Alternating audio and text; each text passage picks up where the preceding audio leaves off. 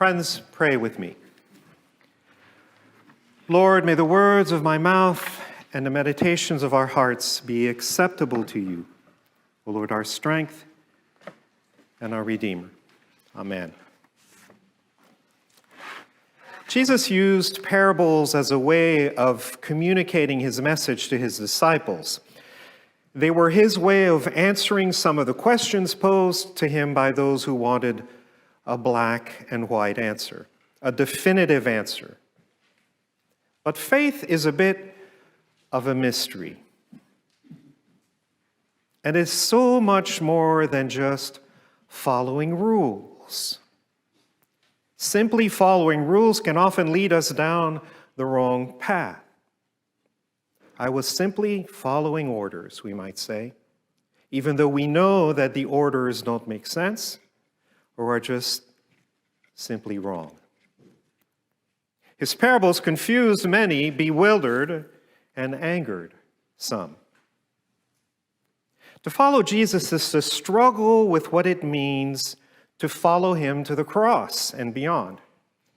Faith catches us in the midst of the difficulty of life, in the gray between black and white. Parables are a way to get us there as disciples. They are meant to make us reflect, to think, to pray, to pause. One of my favorite writers, John Dominic Crossan, former professor of theology at DePaul University in Chicago, defines a parable quite simply as a very short metaphorical narrative.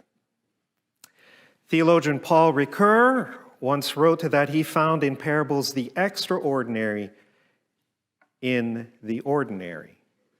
The extraordinary in the ordinary.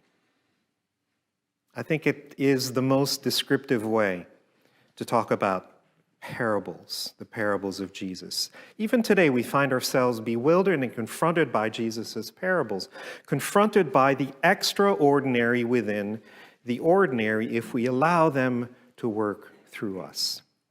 Crossan goes on to say, parables, one could say, are made of glass.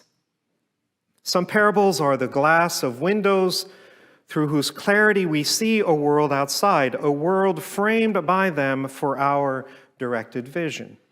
But others are the glass of mirrors. They consistently resist our attempts to turn them into windows, and their reflective opacity reveals instead the faces of those who look upon them. Not just our faces, but our eyes, not just ourselves, but ourselves looking, not just what we perceive, but how we perceive. Unfortunately for us, the gospel writers often will have Jesus explain the parable to his disciples, which I believe he probably did not do. Parables are meant to be struggled with, and this morning I invite you to allow yourself to be challenged by Jesus' words. Now, mind you, you're going to get my interpretations.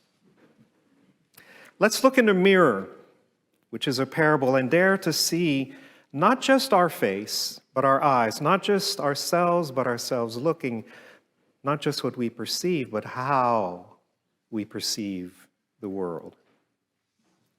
In order to truly appreciate the nature of this parable of the loving Father, a few clarifying statements need to be made. Take note of the setting. We're told that tax collectors and sinners were gathering to listen to Jesus. Indeed, Jesus was attracting a lot of people, including such people, much to the disapproval of the Pharisees. Now, lest we be too harsh in our judgment of the Pharisees, let's be clear on who these people were, these tax collectors and sinners. The tax collectors were folks who had taken jobs with the foreign government, the army of occupation, and were making money for themselves collecting taxes from their own people. Sinners were people who had been thrown out of the synagogues because of the severity of their offenses. These folks were not simply friendly folk who have been misunderstood. Jesus' behavior was shocking because he was not only teaching these folks out in the public square, but he was also associating with them. He had even gone so far as to eat with them in their homes.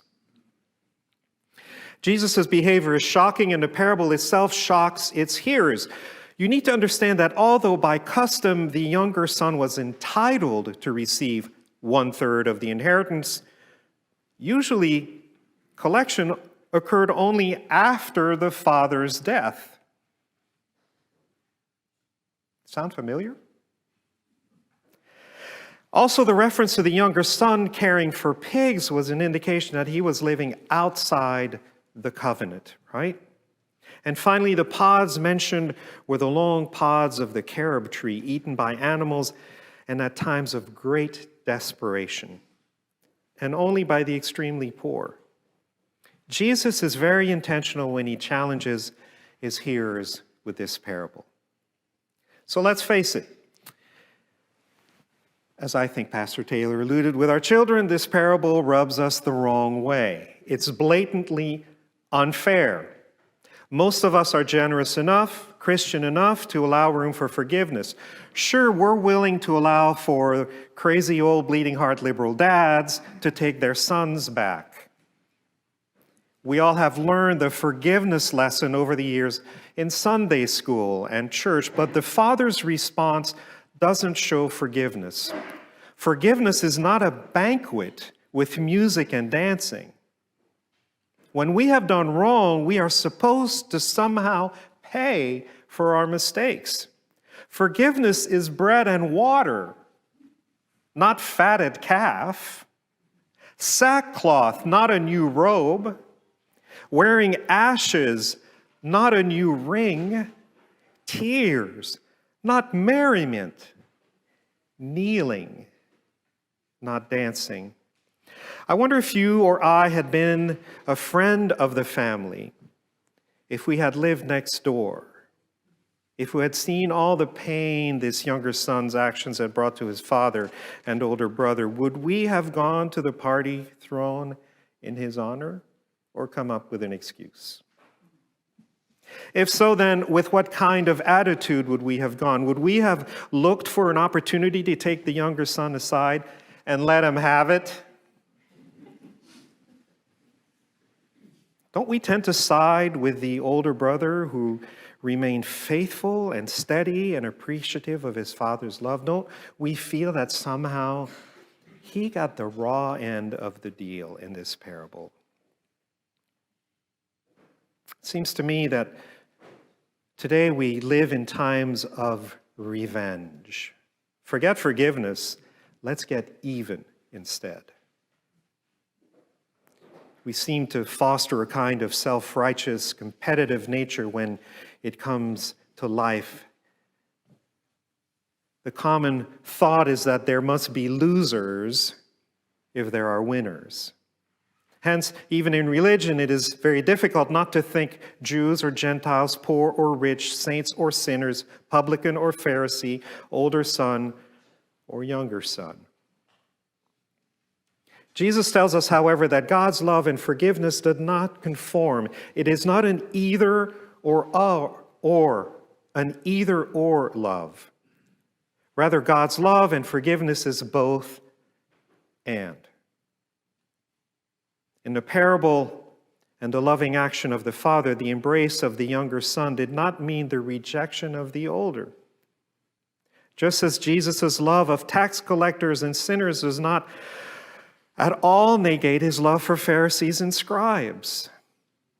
Sometimes we forget that Jesus loved the Pharisees and the scribes too. And such is God's love. But we find it difficult not to be offended by God's grace toward another, especially if we have serious questions about that person's conduct and character. Perhaps you've seen the famous painting of the prodigal son by Rembrandt, painted not long before his death. It is full of the stuff that one associates with Rembrandt, the interplay of light and dark, the expressive and complex expressions on the characters. Google it. Rich colors and hues. In the painting, the son is on his knees, being embraced by his father, while three other characters in the background look on. Strikingly, the son is wearing only one slipper on his right foot, and the other has fallen off and lays by his left foot. It's the slipper on his bare foot that always grabbed my attention. Now, there's a story about another painting, which I had a hard time finding on Google. This one created by an Aboriginal person after hearing the parable of the loving father. The painting depicts the son accurately and beautifully, with the noted exception that the father was wearing only one sandal. When someone inquired to the artist if this had been an oversight, he replied, "Oh, no. You see, the father loved his son so much and was so happy to see him return, that in his excitement to rush out to meet him, he forgot to put his other shoe on." That is the kind of loving forgiveness I imagine God to have for us. Can it be that Jesus, through this parable, is calling us to this kind of love for one another? I wonder, and I ask myself in this season of Lent, how often I am willing to rush out to give forgiveness to another. Do I really embody the kind of divine love and forgiveness that Jesus is calling us to? Do I ever forget to put on my other shoe? And indeed, am I willing to forgive myself for those things I believe God has already forgiven me? So, where are your shoes, my friend? Are they both on your feet always and at all times? God calls us to forgiveness, to reunion. Run to one another. Run to God. Forget the shoes. And then there's this, in case you thought I was done. In light of Cindy's sermon and the fact that women are rarely given the credit due them in the scriptures, here's something else to consider. As already mentioned, one could read this as a parable about the prodigal son. I wish we didn't just come up with these catchphrases, because immediately our brain goes there, right?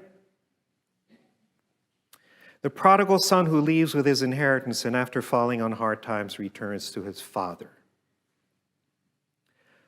Or maybe the parable is about the forgiving father who welcomes the wayward son. Or this could be a parable about not the prodigal son, but about the other son, who's not at all pleased with how his brother is treated by the father. But then I thought, as I chewed on this parable, who is missing in this parable? Who's missing?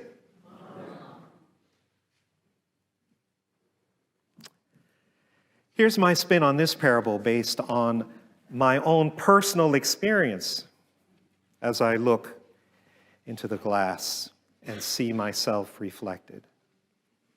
The younger son takes off and breaks his father's heart. And truth be known, his older brother's heart is broken too. Off he goes to live large and out loud on Facebook. Can you imagine the Facebook posts and the Instagram photos? Here I am, here I'm having a party, here's another party. Dad and older brother dig in to their resolve to be angry and unforgiving. But Mom, oh Mom, in the evening at the dinner table, she says, "So when are you going to call your son? He's still your son, you know. And you, why don't you reach out to your brother? He's always looked up to you. Now is the time he needs you both. Even if he says he's not ready to listen. Talk to him anyway." And the younger son, he gets a phone call or maybe a text or an email. Well, actually a bunch of texts, which he never responds to. Don't be so hard-headed. Call your dad. Call your brother. They love you. They just need to get past their anger. You hurt them deeply, you know.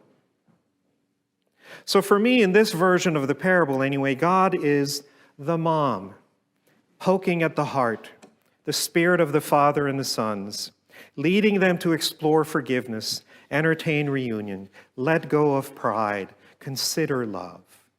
Mother God is Jesus offering grace. Amazing grace, how sweet the sound that saved a wretch like me. I once was lost, but now am found, was blind, but now I see. Who are the lost here?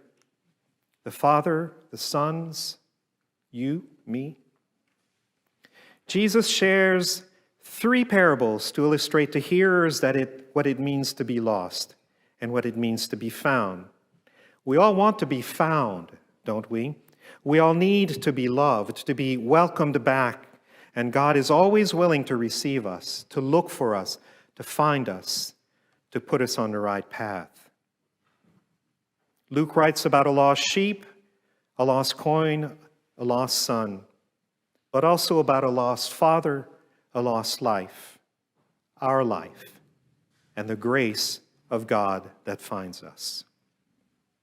The bell choir is going to remind us of God's grace in a piece that they're about to play based on that familiar hymn.